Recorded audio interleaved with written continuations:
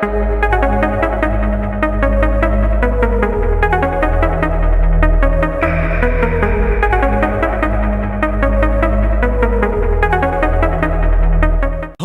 ballers! What's going on? It's Breacher! Ret Paladin time! Good lord!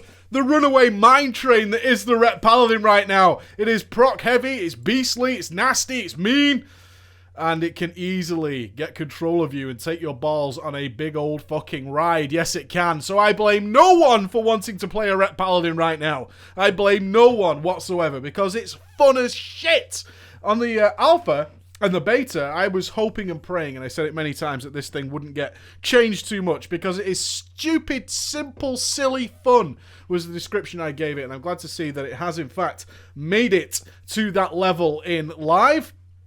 But it has problems and pitfalls. What you'll find is, if you're not careful, you can run away very blindly with your procs and become absolutely insane, and your DPS will suffer. And that's not where you want to be. You want to pick up your Ret Paladin, you want to enjoy and drink in that silly, stupid fun, but at the same time, we want to make sure we're doing solid DPS and competing with our brothers, especially when we see those Ret Paladins dominating some damage meters on certain fights, which is what we wanted to see. Ret Paladins always had this kind of weird downside, and we need buffs, we need buffs, we need buffs, and Blizzard was like, we can't really do that because you're capable of so much, and now it seems they've just gone, you know what? Here, we've balanced it and we've given you nice numbers to work with, and hopefully you're going to pay off for that. So I'm going to teach you how to do that. So let's get into it before we jump too far into some talents and stuff like that. Basically, Speed of Light or Pursuit of Justice. I actually like both of these and Long Arm of the Law. I really do. I like all of these. We cast Judgment so goddamn often that Long Arm of the Law can just keep us in range pretty regularly. Speed of Light is always nice if we have to run away and run back really quickly, but it's up to you, and that's a great thing. It's really up to you, whatever you prefer. It's an encounter by encounter basis. Do we just need to get to the boss super fast? Speed of Light's better, other than things like that. Level 30, doesn't fucking matter if you're raiding. Who gives a shit? Level 45, Selfless Heal is the only way to go. It's completely free. It's not going to cost you DPS. You're going to be casting Judgment anyway. Good, good, good, good, good. Level 60, Unbreakable Spirit is what people generally roll with to have the reduced cooldown on Divine Protection, yeah? Reduce cooldown on something that saves our lives is very, very cool. I like Clemency. I tend to be rolling a lot of 5-mans and stuff like that with this guy, and therefore I like to be able to do things like double sacrifice, because Hand of Sacrifice is just ridiculously overpowered in my opinion. It's so crazy, it's almost boring. It's just super powerful, and having double of those is always really cool. Level 75. This is where it gets interesting. These are all kind of DPS cooldowns from the one on the way down, and glad to say, they're all pretty damn close, and it's going to be deciding what you want to do with them. Do you need Supreme Burst? Holy Avenger is going to be good. You're not going to suffer throughout the remainder of the fight by having Holy Avenger. Sanctified Wrath is absolutely fantastic and is generally the go-to. It really is. You'll see your Hammer of Wrath being like number 2 on your damage dealt, if not number 1. And it's fantastic. It's a very, very cool spell. Unless you have to move away. If you think about things like Imperator, where you have to move a lot and you might not be in melee range for some periods of time, then Sanctified Wrath could be a little bit weaker. And then, of course, Divine Purpose. Yes, Divine Purpose, adding another proc to the already proc-heavy class. Now, I'm going to be rolling Divine Purpose in our gameplay guide, which comes after this, showing you how these things actually work in real-world scenarios. And that's because if you can manage with Divine Purpose, on top of all the other procs that are going on with your class, you're fine. This thing is all about managing procs. Can you manage them correctly? And if you can do that, the rest of the class just falls into place so nicely. So all of these choices, very cool. Pick whichever you prefer. In general, they're very, very close. Level 90. If you're ready to wing, Light's Hammer. If you're not, Execution Sentence. Holy Prism doesn't get a look in, but it's really as simple as that in what you're going to pick. At level 100, all of them are super close. Super, super close. Now, what we can say is Spinal Verdict, some people believe is the easiest because it just replaces Templar's Verdict. I actually don't agree with that, as you do have to alter your rotation in your priority list if you use Final Verdict, but still, Final Verdict tends to be the go-to. It's very, very nice. There's nothing wrong with it at all, and it's the one I'll roll with because it does add more procs. I got to put myself in the kind of worst case scenario for playing the class nicely, and therefore if we can do the worst case, we can easily do the rest of things. Seraphim, very close. You just have to bear in mind some people consider this more difficult. I'm actually using speech marks with my hands right now because it costs 5 holy power. Yeah, okay. You should be able to work out if Seraphim's about to come off cooldown and then start building up some holy power, but if you can't do that, then maybe Seraphim's not for you. Empowered Seals is also very, very close, and in fact, it's the top in some occasions. Unfortunately, it sucks bollocks. It's the worst thing in the universe. It should die in a fire and never come back. But if you want to be that guy who's using empowered seals, go for it. Enjoy yourself. Have fun. I personally think it's absolutely nuts. Glyphs. Glyphs. You can change these all the damn time, and you will be changing them all the damn time. There's no doubt about it. If you're doing regular cleave, say Twin Ogron, double jeopardy. Yeah, double jeopardy, just switching our judgments between them. We're going to be rolling our Hand of Lights on different targets on censure, so it's always good to be swapping around, so double jeopardy's cool. Glyph of Hand of Sacrifice, kind of mandatory now. There's no doubt about it. It's kind of the mandatory glyph that you're going to be taking. Tanks are regularly getting hammered to death. As soon as you get up to mythic levels of progress, you'll see your tanks asking for sacrifice all the time, and therefore having Glyph of Hand of Sacrifice is a good idea. This one is just like interchangeable. You might want to throw in a Glyph of Divine Protection. That's entirely up to you.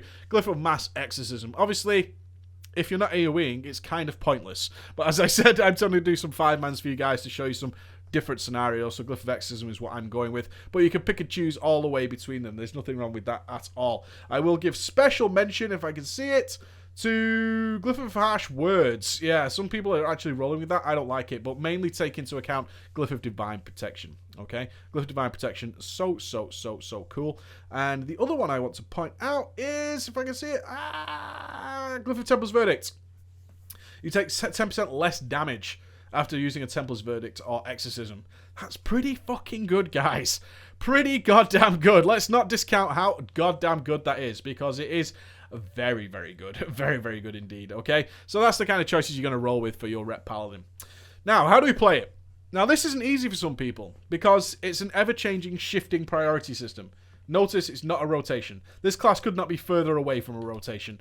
Every time you cast something, what you're going to cast next changes.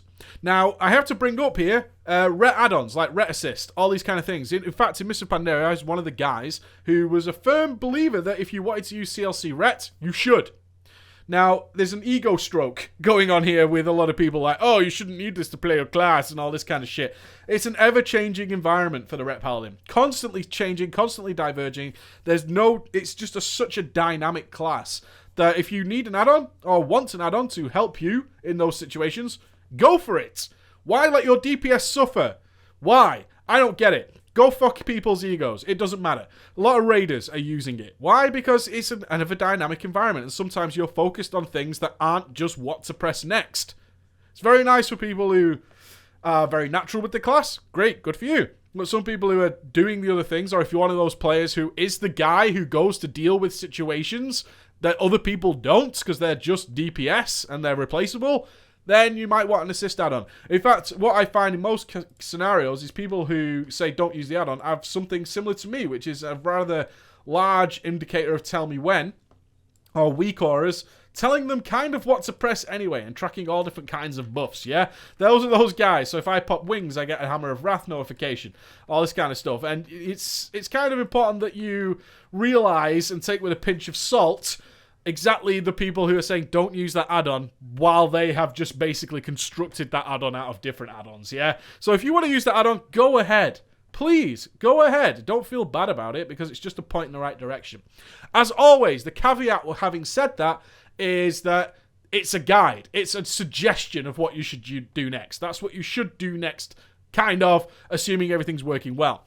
The only time this kind of add-on reliance goes bad is if you are just following it blindly, and therefore your DPS will suffer as a result. So remember that any guide or add-ons that you create yourself are simply a suggestion, but you have to look at what's going on around you. So, as I said earlier, your ability in rotation actually changes depending on your talents, okay? So if you have Seraphim's your top priority. If you have Final Verdicts, it shifts again. All that kind of stuff. If you have Empowered Seals, you've got to be tracking Seals and swapping them around and all that kind of stuff. If you have Holy Avenger, you've got to be tracking that. Sanctified Wrath, you're going to be doing more Hammer of Wrath. That takes higher priority, blah, blah, blah, blah, blah. So, let me give you some basic rules which you can build on.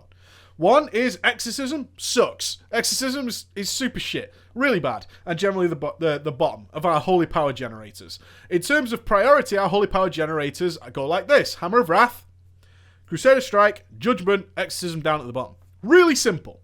That's it. Those are your Holy Power generators that you need to focus on.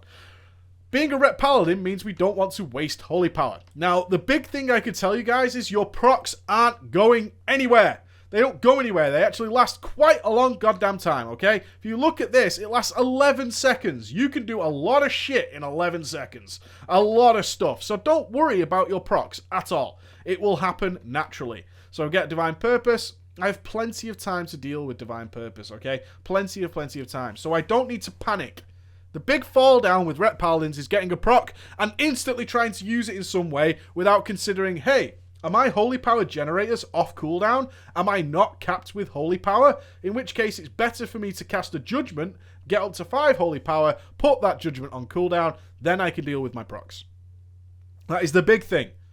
Really, remind yourself every time that when procs start going off, and they do regularly, you'll start ending up in situations, especially if you take Divine Purpose, where you have things like Empowered Divine Storm, you have the Final Verdict buff, you have Exorcism ready to go, and your screen is just full of procs, and you're like, I don't know what to do here because I have so many choices in things to go off, right? And procs can cause procs with the Ret Paladin. That's right. Procs can cause procs to go off, in which case, they see my Divine Storm actually procs Divine Storm. And you end up in that scenario, and it's a little bit tricky. So how do we prioritize them? Let's talk about Final Verdict first of all. When you cast Final Verdict, it increases the damage of our next Divine Storm by 100%. So when we have that buff up, when we cast our Final Verdict, if we're single targeting, it doesn't matter because a single Final Verdict will do as much damage, if not more. So we don't worry about it when we're single targeting. When we're cleaving with the Final Verdict spell, we have to bear in mind that our Divine Storm is going to do 100% more damage, yeah? So when we do that, we track our Final Verdict buff. And that means that we go Final Verdict, Divine Storm. And we keep that rotation going. You just weave the two. So easy, guys. Nothing to worry about. We go Final Verdict, Divine Storm. Final Verdict, Divine Storm. And we keep that rotation going all the time while cleaving. Something else to note while cleaving is to switch targets. We have Glyph of Double Jeopardy. Our Judgment will do more. We want 5 stacks of Censure on each target. All these kind of things are something you need to be taking note of while cleaving as a Ret Paladin. So as soon as we get to 2 targets, guys, if you're using Final Verdict, you go Final Verdict, Divine Storm. Final Verdict, Divine Storm. All the time taking into account whether or not you're at 5 Holy Power or not. Can you generate Holy Power somewhere? Yeah? That's always what we're thinking back to. Remember, those procs aren't going anywhere. That buff lasts for ages. We can take our time. Just switching targets, switching judgments, all this kind of stuff. When we're up to 3 targets, it's pretty much better to start going Divine Storm. Now, there are some arguments here. Some people are trying to work it out conclusively. Because we have a 1 in 4 chance of generating a free Divine Storm, if at 3 targets, it's better to continue to use Final Verdict, Divine Storm. I agree with that. Yeah? I do agree with that. If we have 3 targets, I find it is better to go Final Verdict, Divine Storm still. We have a 1 in 4 chance of proccing them. Very rarely you'll run into those things, as we do with all procs, where they just don't seem to want to happen. But in general, they do. Yeah, see, it's happening. It does happen.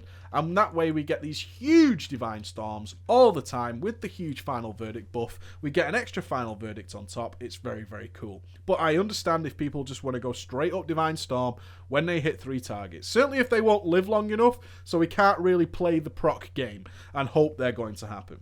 4 targets...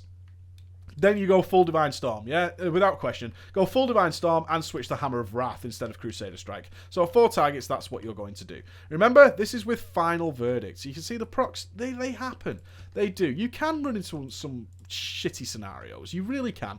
And there's no getting away from that. But in general, that's not the case. So 4 targets... Switch over to pure Divine Storm and also Hammer of Wrath instead of Crusader Strike. Real easy. Now, what if we've not taken Final Verdict? Yeah, what if we've not taken it and we've gone Seraphim or we've gone Empowered Seals? If you are in that scenario, then it's pretty simple. You just drop out the idea of having a Final Verdict buff, which means that we just start using Divine Storm at 3 targets. As simple as that. At 4 targets, we include Hammer of Wrath. And we don't need to worry about much else there. If that's why I consider Final Verdict to be a little trickier than people give it credit for. I really do. And you're just managing your procs again. The real crux to this spec, and this is why people use the sister add-ons, is to remind yourself, hey, can I generate some Holy Power here before I go ahead and blow my load? And if that's the case, that's cool. Do that first, because the procs won't go anywhere. the procs won't go anywhere. Always remember to use your Avenging Wrath, line it up with things like Execution Sentence and Light's Hammer and all that good shit, and just go to the fucking wall with this class. And for the love of God, have fun with it. This class is stupidly silly. It's real silly. It is. People take it far too fucking seriously. They do. They take a Ret Paladin too seriously. And true, you can screw up. But follow the basics. Don't get over encumbered by looking at spreadsheets of lists and lists of lists of, do you have 4 holy power here? Then maybe you should do this. 5 holy power? Just manage your procs and take a breath. There is a truly, and believe me, if you've not played this or you're still struggling with your Ret Paladin, once it happens and you understand what's going on, everything falls into place and you have this sort of quiet serenity. It really is quite spiritual at some point, where it feels like you're holding onto a roller coaster that's out of control. And sometimes with all the procs going off and your screen lighting up, yes, it can feel like you're going off the rails and you just feel like you're screwing up. But once you suss it out, and you understand things like, well, Final Verdict gives my next Divine Storm 100%. So if I weave that, I actually don't lose the value that I had from that Final Verdict, and I get a double Divine Storm. So although I didn't do 2 back-to-back Divine Storms, I actually just got all of that damage from 1. It's nice numbers Blizzard has given, 100%, 50%. So common sense comes into play with this. There is a real nice moment with this, where you don't need, you can see I don't have huge amounts of add-ons to tell me that Exorcism and all that shit is off cooldown. I don't need it. Once you really suss it out, it becomes very, very relaxed. So, that's your Ret Paladin, guys. I'm going to jump into the game, and we're going to do a gameplay video where we're going to encounter multiple different adds, target switching, all that kind of stuff, and I'm going to show you how this works in practice with some nice talk-throughs. Alright guys, thank you very much for listening. See you later. Bye-bye.